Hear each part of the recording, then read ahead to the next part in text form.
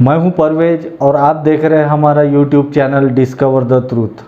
आज जैसे कि आप जानते हैं सारे दुनिया में एक बहस छिड़ी हुई है अफ़गानिस्तान और तालिबान की। जैसे कि आप जानते हैं दुनिया में होने वाले हर मामलात के 3 रद्द अमल होते हैं। कुछ लोग तो वो होते हैं जो उन मामलात के ख़िलाफ़ होते हैं, जिनके यहाँ उन मामलातों के वजह से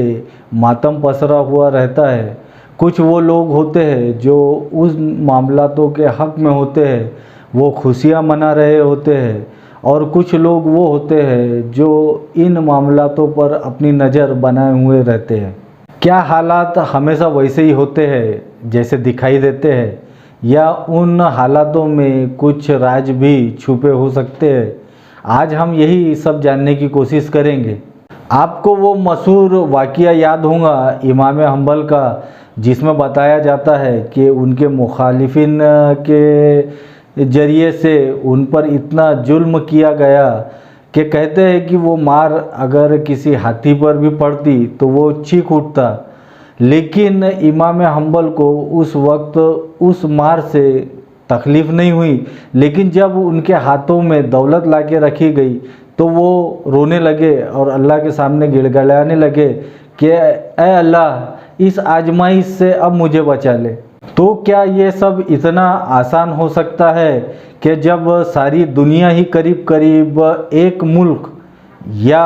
एक मुल्क में नाफिज निज़ाम के ख़िलाफ़ लड़ी, और ख़ुद अमेरिकन कहते हैं कि उन्होंने करीब करीब $2.26 ट्रिलियन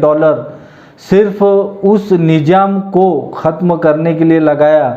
जो निज़ाम अल्लाह का, उसके रसूल का था।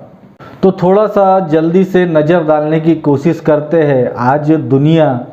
किस जगह पे खड़ी है और उस माहौल में तालिबान किस जगह पे खड़ा है। तो जैसे कि आप जानते ही हैं 18वीं सदी से किस तरीके से बरतानवी एम्पायर ने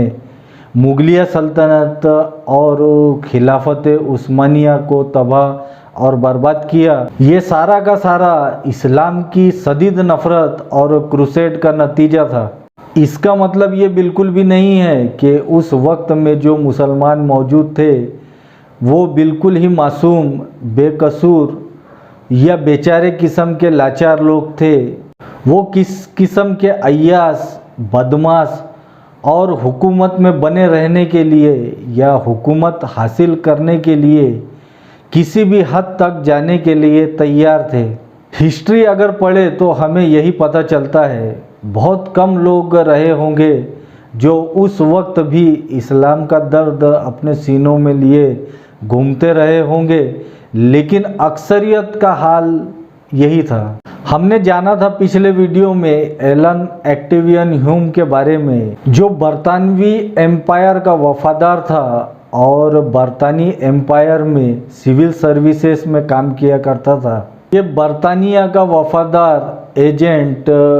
1857 में उस वक्त के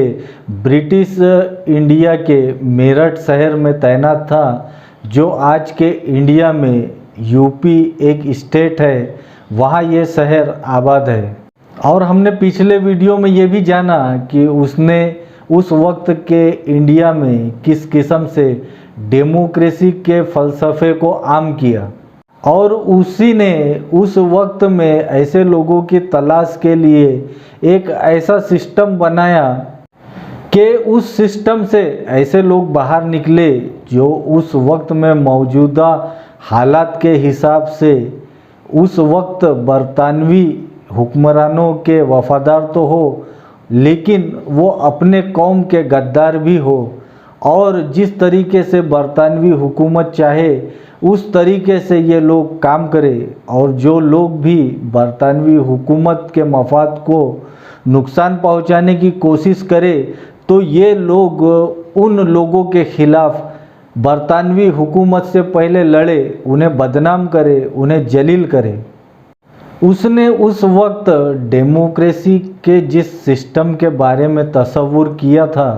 वो एशिया भाग के इन ममालिक में आसानी से नाफिज हो सकती थी, क्योंकि यहाँ मुख्तलिफ़ किस्म के लोग रहते थे मुख्तलिफ़ मजहबों को मानने वाले लोग रहते थे, मुख्तलिफ़ अक़ीदे रखने वाले लोग रहते थे, जिस वजह से जैसे कि डेमोक्रेसी को चाहिए कि लोग एक दूसरे को गाली देने वाले हो, एक दूसरे को बुरा भला कहने वाले हो, एक दूसरे को जलील करने वाले हो, इस किस्म के लोगों की यहाँ भरपूर तादाद थी। और ऐसी आवाम के लिए ऐसे लीडरों की तलाश की जाए जो जहनन बुज़दिल हो और नामर्द किस्म के लोग हो, जो सिर्फ़ और सिर्फ अपनी जानों से बेतहाशा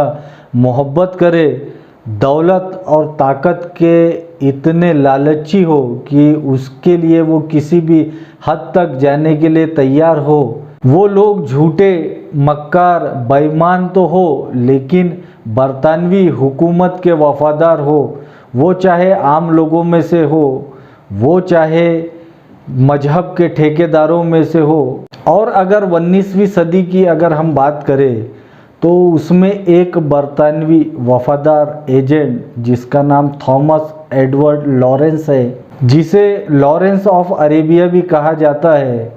जो अरब में बैठकर तुर्की और अरबों की वो शदीद दुश्मनी को जिसने उभारा और तुर्की और अरबों की वो मजहबी बुनियादों को भी उसने खोदा और वहाँ पर नई बादशाहतों को बनाने में उसने एक अहम भूमिका निभाई। इस्लाम से ताल्लुक़ रखने वाली आवाम ये तो जानती है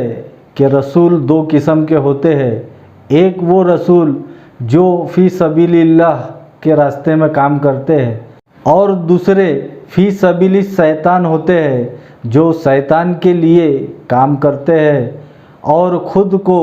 झूठे रसूल के तौर पर दुनिया में पेश करते हैं, जिनका मकसद अक़ीदों को बिगाड़ना होता है। अब मेरी बात को थोड़ा ठंडे दिमाग से होकर सुनिए, क्योंकि हो सकता है अब मेरी बात सुनकर आप ज़रूर चौंकेंगे या हो सकता है आपको मेरी ये बात बड़ी अजीबोगरीब लगेगी। उस वक्त के बरतानवी एम्पायर के नज़रिए के हिसाब से Allan Octavian Hume, Thomas Edward Lawrence उनके हीरो तो हो सकते हैं, लेकिन हम जानने की कोशिश करेंगे इस्लामी नज़रिए से। ये दोनों शख्स जिनके पीछे में उस वक्त की बड़ी सल्तनत मौजूद थी या एक पूरी कौम मौजूद थी, वो रसूल फ़ी सबीली शैतान हो सकते हैं या छोटे दज्जाल हो सकते हैं। इन दोनों शख्सों ने एक ऐसा फ़लसफ़ा या एक ऐसा निज़ाम की बुनियाद दुनिया में रखी कि आज दुनिया के तमाम मुसलमान, तमाम इस्लाम को मानने वाले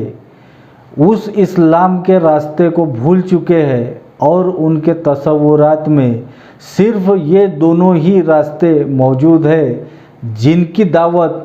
या जिनकी रिसालत इन रसूलों ने की थी। और आज भी अगर आप सारे मुसलमान कौम में अगर देखोगे तो इन्हीं रसूलों के पैरोकार या इन्हीं रसूलों के रसूल दुनिया में मौजूद है, जिन्हें मुस्लिम आवाम अपने हुक्मरान समझती है। वो इन्हीं रास्तों के तरफ में अक्सर लोगों को, कौम को बुलाते रहते हैं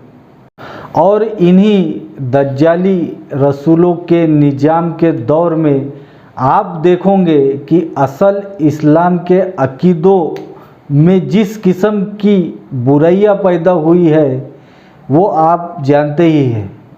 अब इन दो दज्जाली रसूलों के निज़ाम के बीच में जिनके पैरोकार दुनिया के तमाम हुक्मरान हैं, उनके बीच में तालिबान किस जगह पे खड़ा रह सकता है, अब हम ये आगे देखेंगे। और आज जिस किस्म से मीडिया चैनलों में बहस चालू है, अमेरिका अफ़गानिस्तान से वापस चले गया और तालिबान अफ़गानिस्तान पर काबिज हो चुके हैं, तो इन मीडिया चैनलों में कहीं मातम है, कहीं खुशियाँ है। तो जिस किस्म से ये लोगों को बता रहे हैं कि अमेरिका लौट जाने के बाद में जदीद तरीन हथियार तालिबानियों के हाथ लग चुके हैं और कई लोग खुशियां मना रहे हैं कि ये तालिबान की बहुत बड़ी जीत है, बहुत बड़ी कामयाबी है। जिस तरह दुनिया भी मानती है कि 20 साल ताकतवर मुल्क के सामने डटे रहकर तालिबानियों ने अपने आप को दुनिया के सामने में साबित किया, हकीकतन ये एक कामयाबी की बात है। लेकिन अंदेशा इस बात का नहीं है, अंदेशा इस बात का है क्या हकीकत में अमेरिका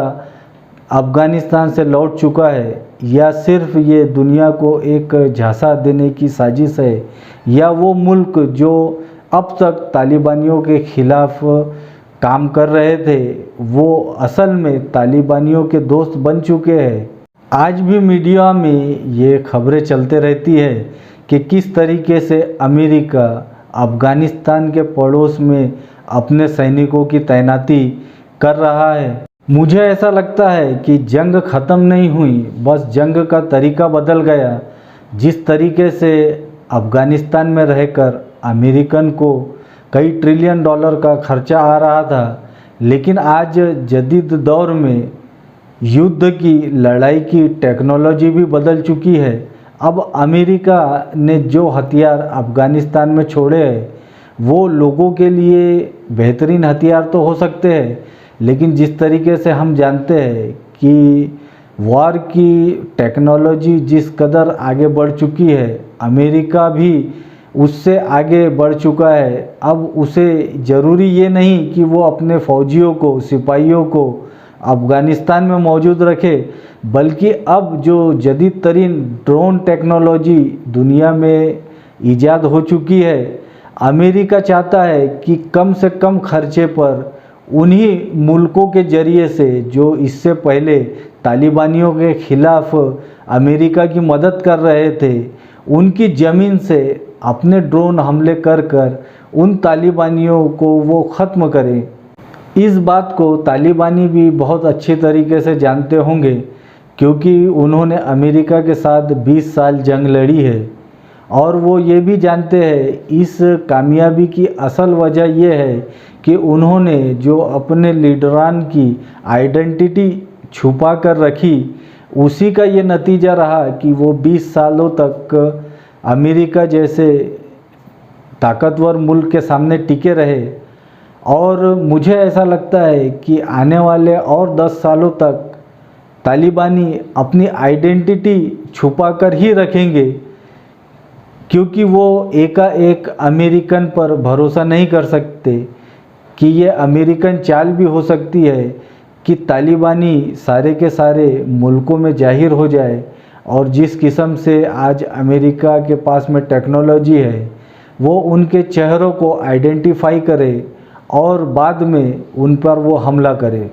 बात और भी है लेकिन वीडियो लंबा होने के कारण ये वीडियो यही रोकना पड़ेगा। जैसा कि आप जानते हैं हम लोग नए हैं, हमें लोग जानते भी नहीं हैं। हम चाहते हैं कि बस किसी तरीके से हमारी आवाज़ लोगों तक पहुँचे। हम आगे आने वाले वीडियो में भी बात करते रहेंगे। अगर आपको ये वीडियो पसंद आए तो इसे लाइक करिए, शेयर करिए, सब्सक्राइब करिए और हमारे साथ बने रहिए।